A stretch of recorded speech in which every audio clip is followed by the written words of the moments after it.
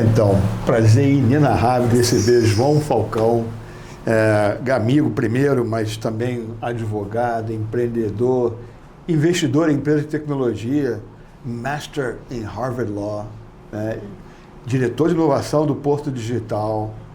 Acabou de agora de pegar o doutorado em ciência da computação com foco em IA. Que prazer receber você aqui para poder falar justamente dessa situação que a gente vive no mercado, que é a conjugação de IA com cybersecurity. Também tem a questão que você estava comentando dos algoritmos, das bases de dados. Nós também estamos endereçando lá a questão do elo mais fraco, que é o elo humano, né?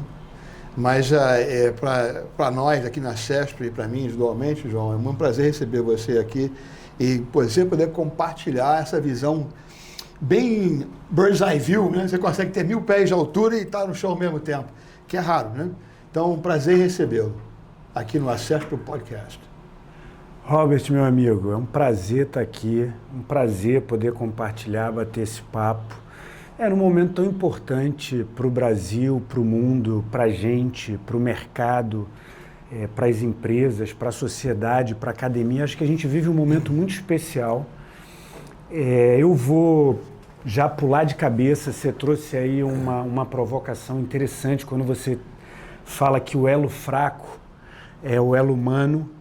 E eu venho das humanas e faço o doutorado em ciência da computação, né? Então, eu tenho uma formação jurídica, eu sou advogado e concluo agora recentemente meu doutorado em ciência da computação com foco em inteligência artificial, tendo como a minha contribuição em termos de conhecimento no doutorado foi dizer para a ciência da computação, olha, tem uma lacuna de conhecimento quando a gente fala dos algoritmos na sociedade. A ciência da computação precisa ou deveria dar um passo para discutir, compreender os impactos e consequências, e não só a feitura, não só o fazer, que tem sido o foco nos últimos 100 anos, se a gente pegar de Turing para cá. Então, a ciência da computação tem 100 anos de estudo sobre IA, sobre os algoritmos computacionais que nos trazem a IA. Mas aí agora esses bichos foram para a sociedade e aí se abraçaram com o problema da sociedade. E aí deixam de ser um animal matemático, estatístico, lógico e passam a ser um animal político, econômico, antropológico, sociológico. E como é que a gente lida com isso? E aí que eu acho que entra o elo forte, que é o elo humano, que é o elo da coletividade. E aí o meu doutorado, a gente faz essa construção sobre um ponto de vista que, para a gente falar de IA, a gente tem que falar pelo menos de sistemas computacionais algorítmicos, cybersecurity e engenharia de software, base de dados propriamente dito. Então, para a gente falar de um produto de IA disponível no mercado, cybersecurity é fundamental. E eu acho que o papel humano tem uma relevância muito grande nesse contexto. Então, e é justamente essa visão que a gente está trazendo para o Cyber, né? O Cyber Security Summit Rio, ele é um espelho do que foi a vivência de vários profissionais brasileiros, né, consagrados aqui no mercado em Cybersecurity, indo lá para o principal evento mundial do tema, que é o RSA Conference, né, em São Francisco. E na volta, eles nos ajudam a estabelecer quais dos temas que estão lá, que eu assisti, que eu validei, que tem relevância aqui para a realidade atual brasileira. E nossa conversa aqui no nosso esquenta, né, você falou uma coisa que eu defendo já há muito tempo, né, especialmente quando eu estava vendendo o Brasil institucionalmente do ponto de vista de competência tecnológica, né? O Brasil realmente não deve para ninguém. Ele é tão bom quanto é no campo do futebol, no campo da tecnologia. Mas acontece que, como você falou, como deixa de ser algorítmico, matemático, estatístico e virou político, né? Foi para a sociedade, e aí o elemento humano, quando tem essa influência, né, a gente fica com os desafios. Como é que eu faço a conjugação desses elementos todos e saio do outro lado de uma maneira inteira, né? E o cybersecurity vem justamente fortalecer que, sim, o elo humano é o mais fraco, mas ele pode ser o mais forte. E só é o mais forte se for no colaborativo coletivo, né? É engraçado que no RSA, os 2 anos últimos, eles sempre trazem um tagline, que é o posicionamento do evento. O ano passado foi Stronger Together, né? Então, fazendo a alusão, juntos nós vamos ser mais fortes. É engraçado que aqui o acesso, nosso lema é juntos somos mais. Sempre foi, há 49 anos. Fizemos 49 anos agora, 23 de junho. E esse ano foi o Many Voices, One Community. Ou seja, inclusive, destacando, olha, nós temos o individualismo e ele também pertence à coletividade, né? E é a soma desses individualismos que vai nos dar uma visão mais inteira, mais plena, para resolver os desafios que a gente tem. Porque é o que você falou, né? O algoritmo foi para a sociedade abraçou, e a sociedade tem viés para lá e viés para cá, né? Tem o bom e o mal, né? E tem o ugly também, né? Se a gente for lá voltar aí em Hollywood, né? Mas como é que você enxerga, então, ponto de vista nosso, é que a gente está muito focado na questão do IA, dos algoritmos, das bases de dados, e pouco no cyber, nesse contexto. E ele é fundamental, né? Então, eu queria pegar a tua percepção, o que nós devíamos estar fazendo melhor para que o cyber estivesse mais presente no radar das pessoas que estão envolvidas. Legal. Só essa sua pergunta dá para a gente ficar aqui meses, anos refletindo. Eu vou escolher o recorte da geopolítica. Tá. Então, se a gente considerar o cenário global, né, onde que existe áreas e novos desafios para a cybersecurity no contexto global? Sem dúvida, quando a gente fala de soberania. Então, hoje está em discussão a soberania dos países e o domínio das técnicas necessárias para se colocar de pé sistemas de inteligência artificial. E aí a gente vai ter que discutir o que são sistemas de inteligência artificial. Uhum. Então, a gente vai partir do lugar que são sistemas computacionais, algoritmos baseados em técnicas de inteligência artificial, como, por exemplo, LLM. Né? Então, são sistemas, algoritmos computacionais. Como é que a gente olha para esse fenômeno que hoje é tão importante para as nações e fala o seguinte, olha, isso aqui é uma questão de soberania nacional, eu vou tratar como se fosse algo que é determinante para a minha autonomia e independência enquanto nação?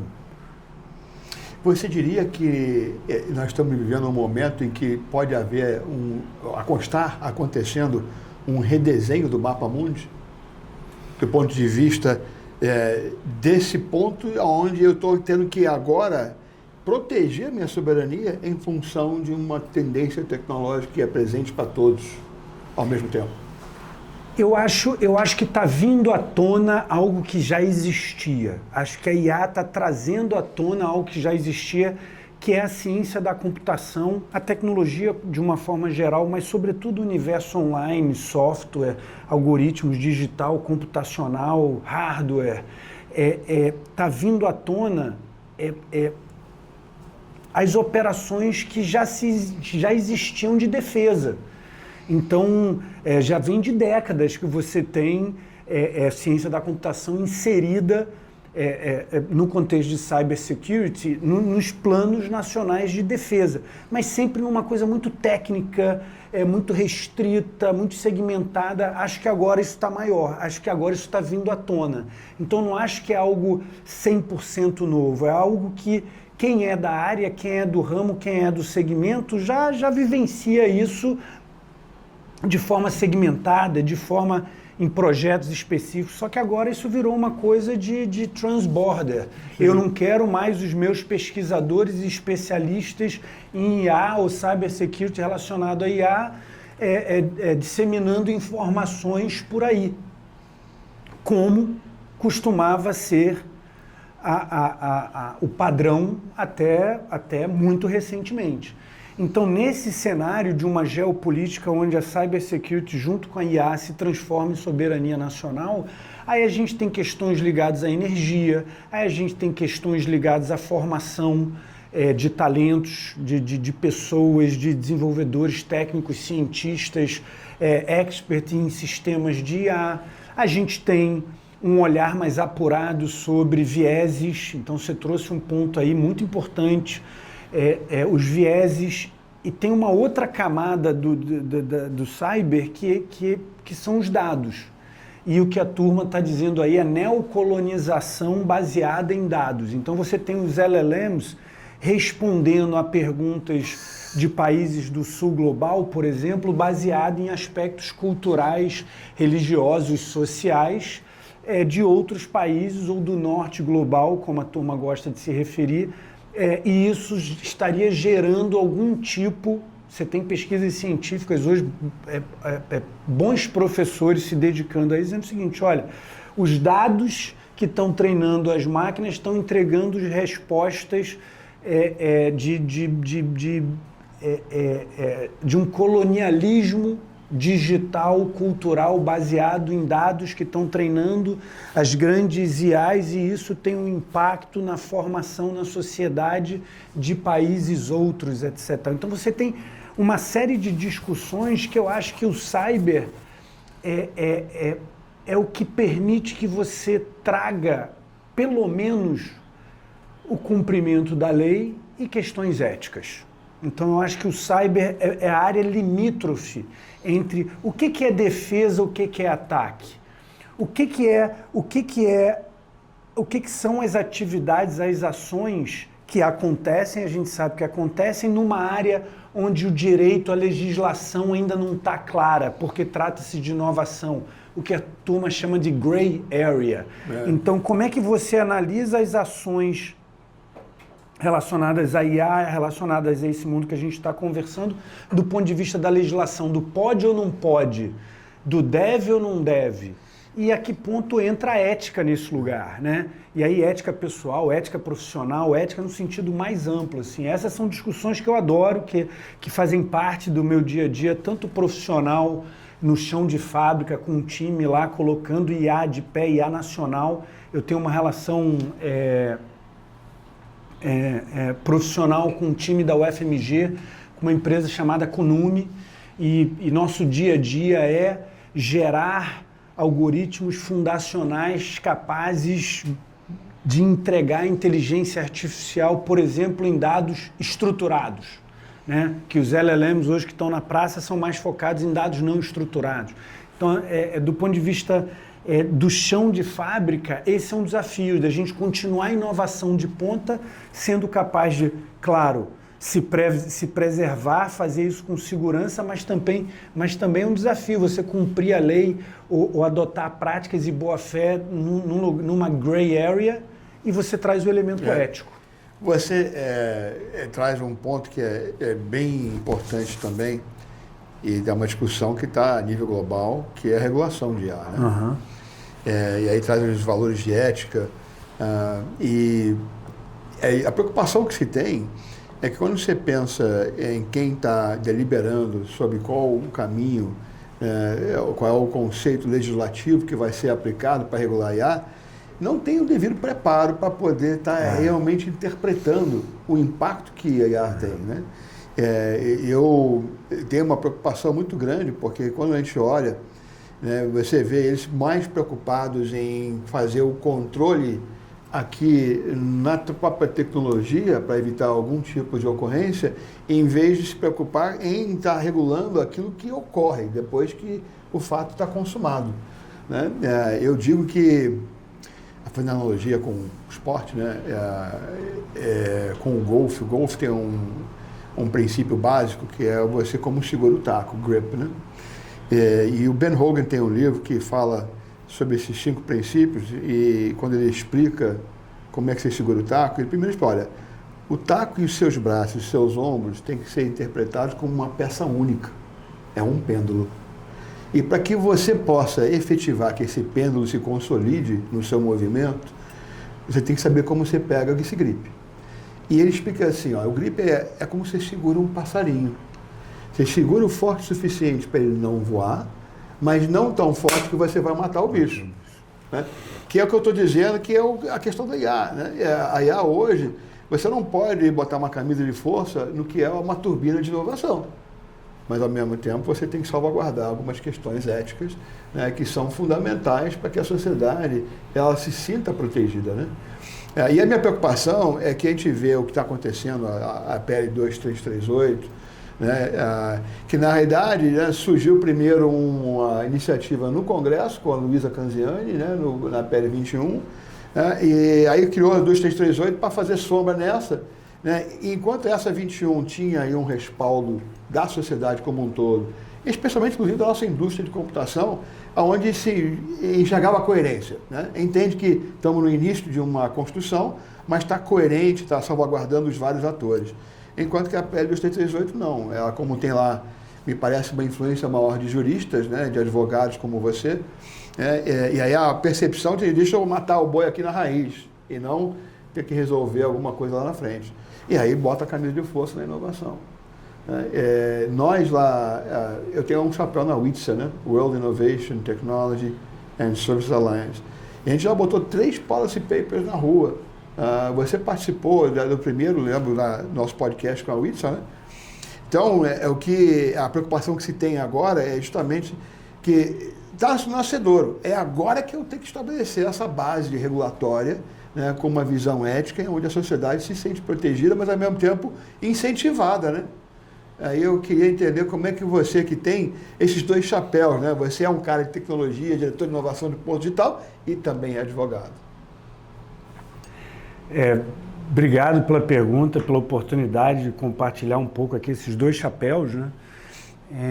Você falou em três temas importantes, uma a questão da regulação global, a outra questão da regulação, como que a coisa está se dando no Brasil, e essa dinâmica de você ter aí uma classe forte de juristas no Brasil, não é influenciando, porque influenciar, o ideal é que todo mundo influenciasse, mas conduzindo o processo, influenciando, pesando mais do que cientistas, do que sociedade civil organizada, do que, enfim. Então isso e vem não só dessa experiência legislativa com inteligência artificial, mas de outras experiências do passado também, que você tem uma influência, eu acho, desproporcional da comunidade jurídica em relação a outras pessoas, outros grupos, outros atores que deveriam ter, se não a mesma relevância, em alguns lugares mais. Então essa é uma visão importante da gente ter, uma reflexão importante, que está visceralmente ligada à formação do Brasil. Então, se você for na formação do Brasil, a primeira faculdade, a instituição é a Faculdade de Direito, que é para manter o status quo, que é para criar legislações. Então, você tem algo que é muito mais forte do que a área de tecnologia. É cultural. É cultural, é muito mais forte. Enfim, isso a par, vamos dar uma olhada para o mundo.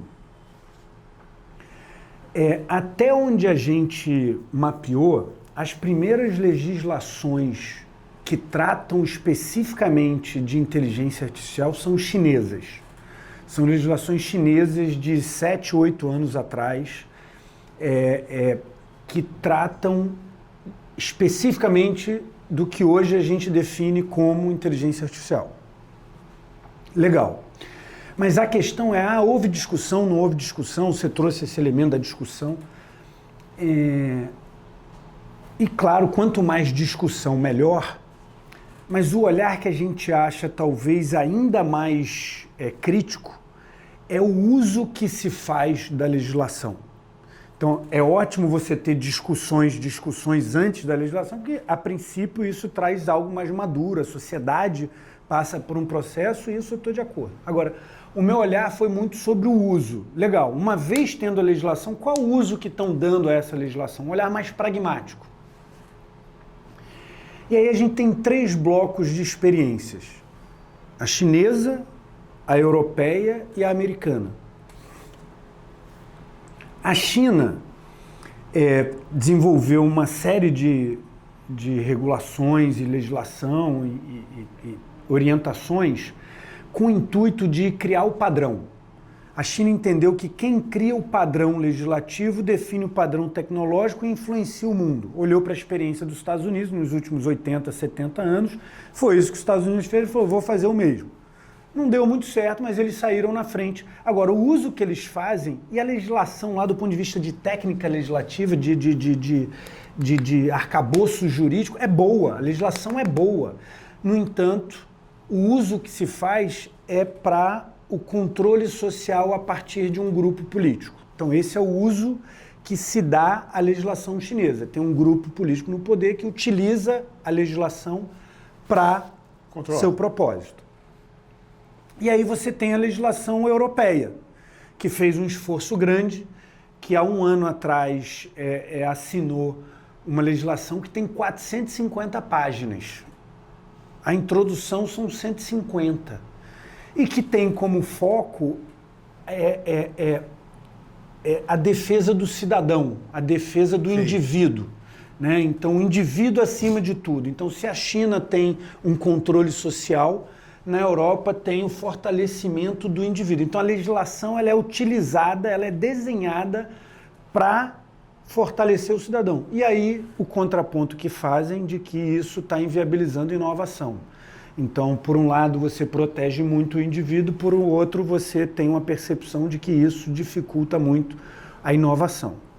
Nos Estados Unidos é diferente. Nos Estados Unidos você tem uma legislação mais descentralizada nos estados, que tem mais força, e você tem claramente uma orientação que valorize, preserva e fortalece o mercado, as empresas. Empresarial, uma visão empresarial. Então, olha que engraçado, você tem uma experiência chinesa que fortalece um grupo político específico, você tem a experiência europeia que fortalece o indivíduo, você tem a experiência americana que fortalece a empresa.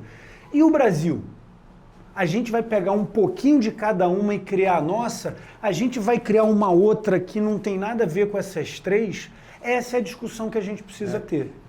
Então, pelo caminho hoje de quem está conduzindo, você falou de condução, né? A NPD supostamente está fazendo essa condução. E se a gente pegar o histórico, né, na privacidade de dados, o Brasil fez o que na LGPD? Ele espelhou a GDPR da Europa. Então, você acha que isso pode ser uma tendência também na questão de que nós vamos seguir mais a doutrina de proteger o indivíduo no Brasil do que fortalecer o desenvolvimento empresarial e a economia como um todo? Então, eu estou acompanhando de perto a NPD desde a sua criação, sou DPO, por onde passo eu sou o encarregado de dados por esses dois chapéus, enfim. Tenho facilidade com a área, tenho facilidade na interação com o regulador, tenho facilidade com a interação técnica e conhecimento para estar nesse lugar. Até aqui, a NPD tem adotado uma postura mais educativa do que punitiva. O que é interessante. É um viés mais americano, então, né? Porque... É um viés, por exemplo, mais alemão do que francês. O francês é mais punitivo. Sim. A primeira legislação de proteção de dados nos moldes que a gente conhece hoje é da década de 70 de uma cidade na Alemanha. E a Alemanha é pioneira nessa construção da proteção do arcabouço jurídico legal. E lá é um grande exemplo de uma postura de políticas públicas mais educativas do que punitiva. A França, por outro lado, não. A França tem uma experiência, no meu radar, mais punitiva. Geralmente, quando a gente vê as manchetes que houveram grandes multas e tal, geralmente tem um contexto francês envolvido. No Brasil, agora, por exemplo, a gente está conversando muito sobre dados sintéticos. E a ANPD acabou de lançar um edital 02 de 2025 da ANPD, que é convidando para um sandbox regulatório para lidar com as questões de AGI. Então, lá eles definem AGI nesse edital. Eu estou olhando com muito cuidado, acho que é uma oportunidade interessante de fazer uma construção junto com o regulador, né, uma construção de se desenvolver sistemas para o mercado, tendo uma proximidade maior com o regulador. A CVM já teve uma experiência de um sandbox regulatório, o Bacen, o Banco Central, também já teve uma experiência do sandbox regulatório, e a NPD está com essa iniciativa agora. Sabe que me pediram no policy paper que a gente lançou no segundo, me pediram para destacar. Se você fosse destacar uma bala de prata de dentro de tudo que está recomendado, o que seria? Eu falei, primeiro, não tem bala de prata, né? Que são várias coisas. Mas se eu vou dizer que uma coisa que é extremamente importante é esse fator onde você consegue conferir uma visão onde você tem... eu volto no passarinho, né? Eu volto onde você tenha efetivamente a capacidade de enxergar que eu vou trabalhar nas ocorrências e vou salvaguardar um mínimo, né, de corte. Né? E eu acho que o brasileiro, por causa da miscigenação racial que ele tem, a pluralidade que ele tem uma possibilidade grande. Ao mesmo tempo é o tendão de Aquiles, né, porque é fragmentado. Né? A preocupação que eu tenho, por exemplo, quando você compara a estrutura político-partidária brasileira do Estado, do Brasil, como uma outra democracia, uma das grandes coisas que aparece como vulnerabilidade é a nossa fragmentação. Né? Se a gente perguntar quantos partidos políticos tem no Brasil, poucas pessoas sabem a resposta correta.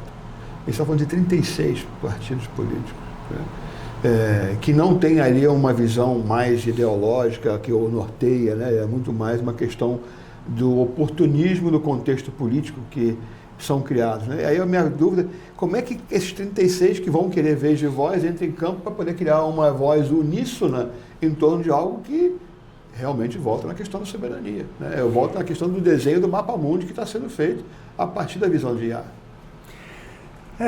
Tem dois pontos aí que são importantes que eu gostaria da gente refletir. Um é essa analogia que você faz com um passarinho, né, de como pegar um passarinho na mão de você, sim, firme o suficiente para pegá-lo, mas com carinho e ternura para não matá-lo, está muito conectado com o que eu proponho na minha tese de doutorado, que é um olhar pragmático sobre a inteligência artificial.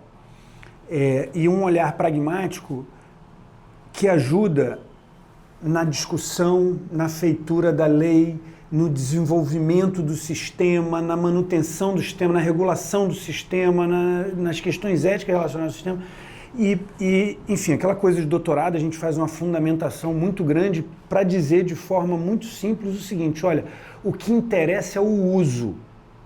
Então, o que eu acho que a legislação deveria regular, mais do que a pesquisa, o desenvolvimento, é o uso. Qual o uso que você dá?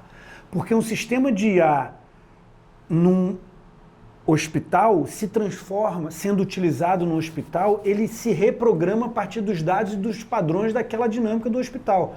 Ele se transforma em algo. O mesmo sistema aplicado a um escritório de advocacia, ele se reprograma a partir dos padrões do uso e ele se transforma em outro algo. Então, eles acabam sendo sistemas diferentes. Do ponto de vista técnico, científico, estatístico, matemático, metodológico, talvez ele seja o mesmo sistema. Mas quando a gente aplica e dá um uso, sobretudo os de inteligência artificial, e essa é a grande diferença para tudo que a gente conhece até aqui de algoritmo, é o seguinte: os algoritmos de inteligência artificial, eles se reprogramam com o uso. Então o usuário é parte integrante da definição de algoritmo. Isso não existia, esse conceito até aqui. Então o nosso olhar é o seguinte: seja para a construção da legislação, seja para questões punitivas ou educativas, o que importa é o uso. Qual o uso que você está dando ao sistema de inteligência artificial? Isso pode? Isso não pode?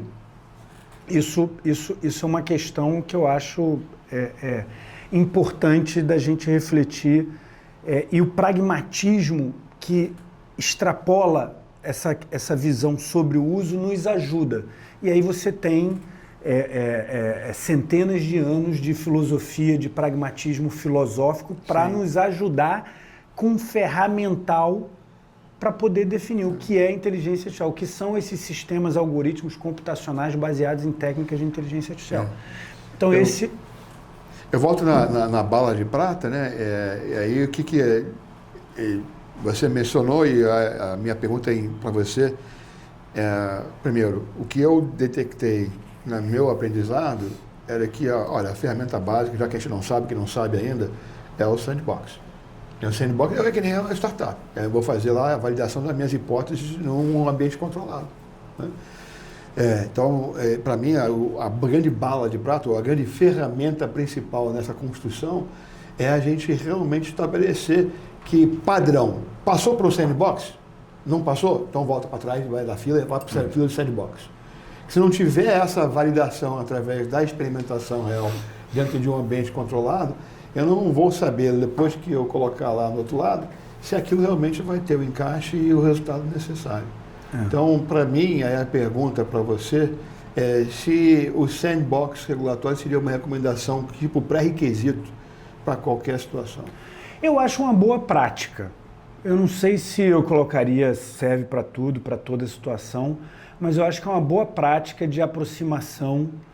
É como se você entrasse na garagem do regulador, né? A garagem de experimentação, se a gente pegar a garagem para o universo das startups é o laboratório, né? Sim. Então é como se a gente estivesse entrando com o nosso laboratório na garagem do regulador. Eu acho isso saudável, eu acho isso...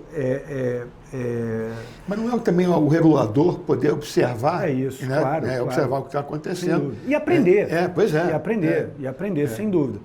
Tem um aspecto, óbvio que você mencionou, que é o seguinte, também falando de soberania, de dados, de Brasil, eu fiquei muito impressionado com o que aconteceu nos Estados Unidos, de você ter um personagem que com um time de 2, 3, 4, 5 pessoas jovens, muito jovens, inclusive, acessarem, fazer uma blitzkrieg, né, acessarem de forma direta e in natura a base de dados do governo federal norte-americano. Então, assim, me pareceu um absurdo você ter uma figura que fica 100 dias na gestão pública e aí tem acesso a 100% dos dados, ou uma boa parte dos dados de toda uma nação, né? E depois se descompatibiliza e sei lá...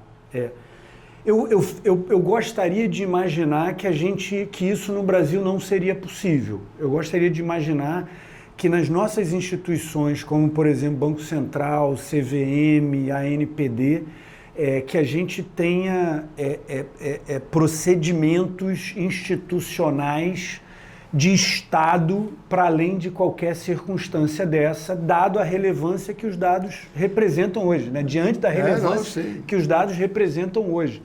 Então isso foi algo que me chocou muito e dentro desse contexto eu acho que o sandbox cria esse buffer de você, olha, tem um ambiente aqui para a gente fazer experimentações sem exposições. Inclusive é chato para uma empresa você trabalhar com inovação e você tomar um stop order, né? Você chega lá o fiscal, chega lá o xerife, no nosso caso a NPD ou o Banco Central, enfim, e dizer, olha, você tem que parar o que você está fazendo sob multa, sob um monte de ameaça. É muito chato para a equipe, para as pessoas que estão trabalhando.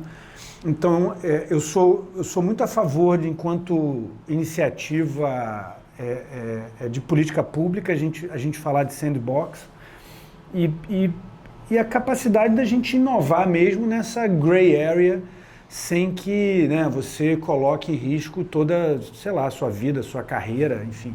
Você quer colocar em risco ali a inovação, o produto, mas... Tem uma iniciativa que eu me envolvi há algum tempo atrás. Eu estava mais presente no Vale, agora estou mais presente no Brasil por causa desse chapéu que a gente está vestindo aqui. E aí o pessoal da CESP falou, você está lá no Vale, pô, monta lá um posto avançado para a gente, né? Mas espera aí, o que você quer? Não, a gente quer poder ter lá um posto avançado para poder conectar, para poder vender.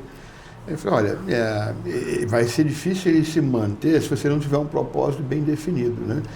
E se esse propósito for um propósito comercial, Então ele exige aí um planejamento, exige investimento, não é a Bangu que você vai fazer esse jogo.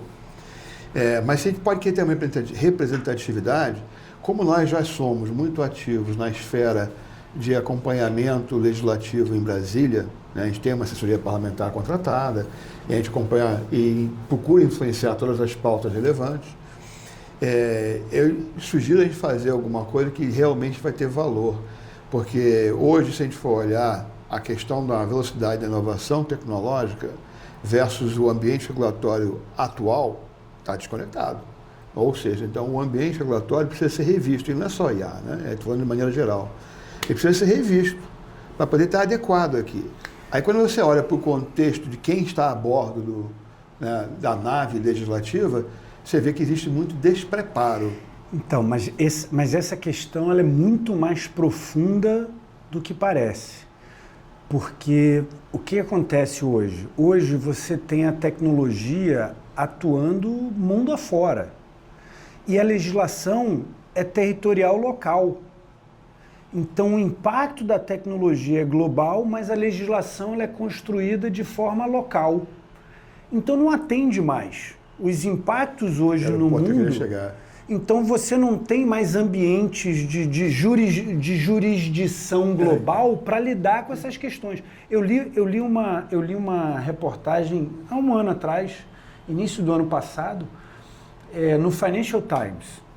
E era uma reportagem que dizia o seguinte: enquanto os estados, nações, os governos debatem sem fim legislações, regulações de IA, as 6 maiores empresas de IA do mundo se reuniram em Londres para definir o que pode, o que não pode, o que eles topam fazer, o que eles não vão fazer, etc. Então, a gente esse é um cenário real. Você tem uma atuação tecnológica global com impactos globais, mas a jurisdição é local. Então, quem quer que tenha uma tecnologia ou ofereça uma solução tecnológica para além de uma nação, você precisa ter uma sofisticação jurídico-legislativa de análise de risco que escala exponencialmente. Você não tem um sistema jurisdicional global para lidar com as questões da tecnologia especificamente. Você tem tribunais comerciais, tribunais penais, sim, mas você não tem, muito menos